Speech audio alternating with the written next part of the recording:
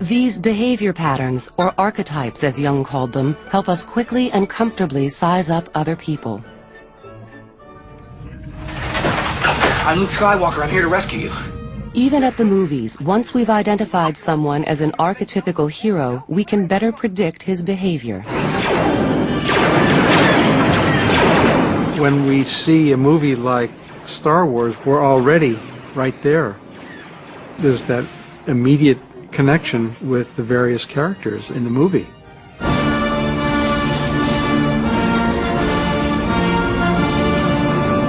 The whole idea of Darth Vader and the whole idea of archetypal evil and Luke Skywalker as the young hero,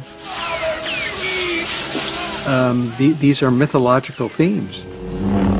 That's what attracts us to going to movies.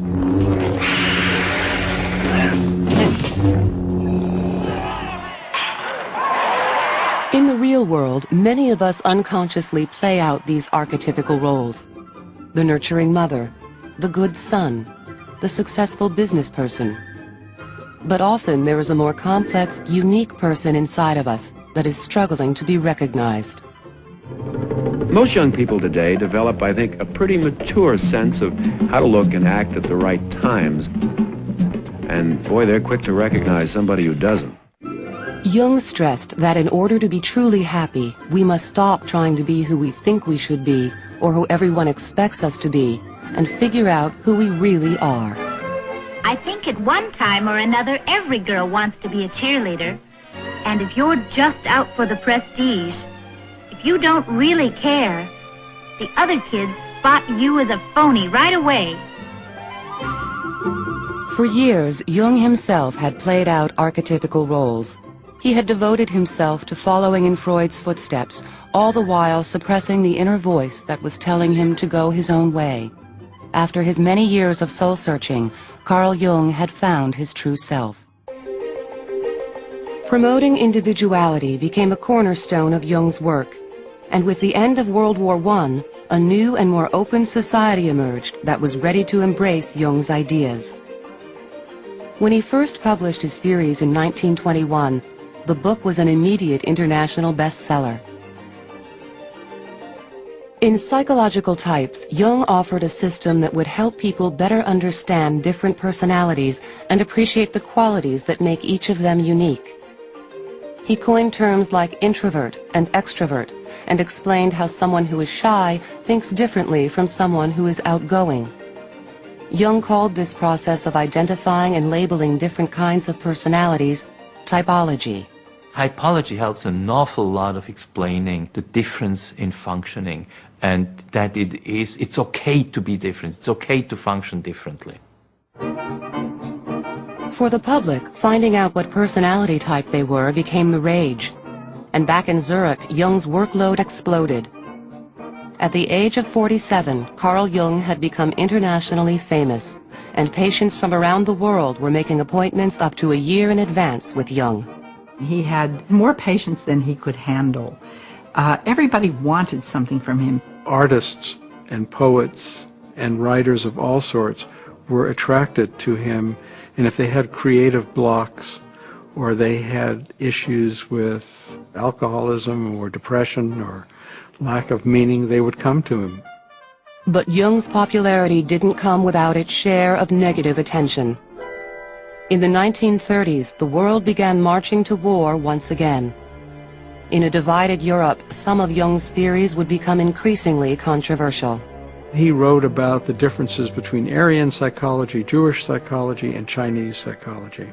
This was taken as Jung being anti-Semitic, but Jung said, well, look, any sensible person will see that there are differences in psychology between Jews, Aryans, and Chinese. Jung felt that if everyone could learn to understand each other's differences, there would be less conflict in the world. But ironically, Jung's theories were adopted by the Nazis, who twisted them to suit their own agenda. Jung sparked controversy in 1933 when he agreed to take over as head of an international society for psychotherapy. At the time, most of the group's members worked in Germany and were facing Nazi domination.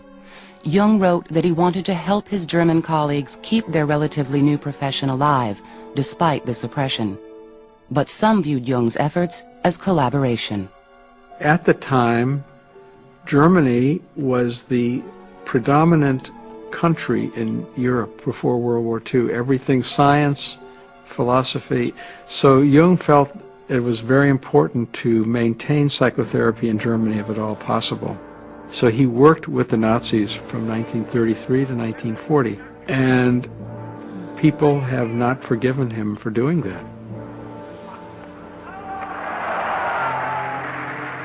Over the years, Jung vehemently denied being an anti-Semite and supporting the Nazis, but controversy remains. Toward the end of his life, Jung turned away from treating individual patients, traveling, and lecturing.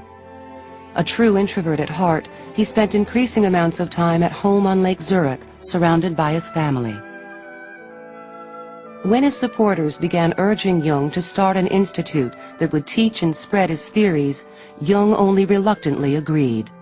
He had an allergy against following. He didn't want you to follow a guru. He didn't even want you to follow, Christ. He didn't want to follow. He wanted you to become an individual. So he didn't want people to follow him. But he realized people wanted to learn and study, his ideas and his thoughts, and he had no choice. Eventually, societies bearing Jung's name sprang up from San Francisco and Kiev to Singapore and Argentina. Jung himself spent his final years writing and enjoying a simple life. He died at his home in 1961. He was 85 years old. Despite his wishes, a definite cult of personality developed around Carl Jung after his death. With the age of flower power and hippies came a whole new generation that was captivated by Jung's message, which included terms like Age of Aquarius and New Age. The New Age, he meant, in the most basic terms, after the end of the Second World War, new ways of thinking, new possibilities for society. He felt that politics was evolving, that the relationship between men and women was evolving. He had a sense that everything was going to change and change profoundly.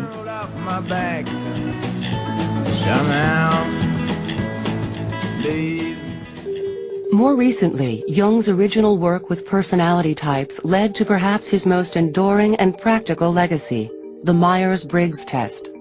This tool helps schools offer career guidance, and it enables corporate America to better match an employee to a specific job. It took American pragmatism to basically put his theory into a test, the Myers-Briggs typology test. And it's the most used test in the United States. Every year more than 1 million people take that test to find out, how do I function?